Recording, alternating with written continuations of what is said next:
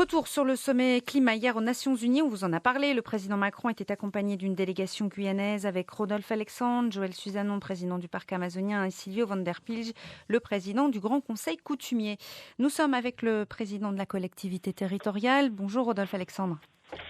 Oui, bonjour. Bonjour. Alors depuis hier, Rodolphe Alexandre, une petite phrase a fait beaucoup parler. Vous avez déclaré en vous adressant au président de la République, quand vous étiez à la tribune, je cite, « Vous avez pris à juste titre la décision de rejeter le projet Montagne d'Or et nous vous en sommes reconnaissants ».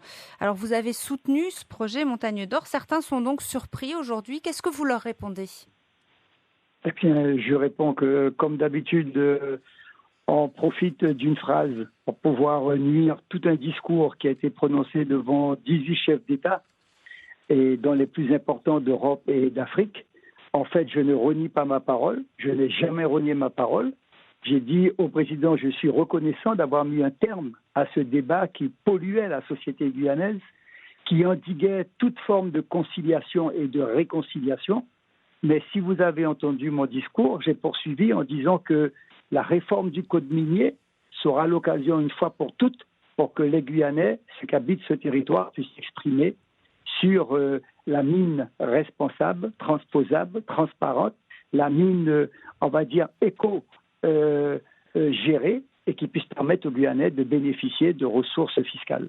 Donc je ne pense pas un instant avoir vacillé sur mes propos et sur les valeurs que j'ai apportées jusqu'à ce jour dans la défense d'un projet qui malheureusement ne correspondait pas à la mentalité guyanaise, n'avait pas suffisamment communiqué et créait en quelque sorte une fracture au niveau donc des Guyanais. Donc c'est en ce sens que je suis reconnaissant que le président ait terminé une fois pour toutes pour ce débat.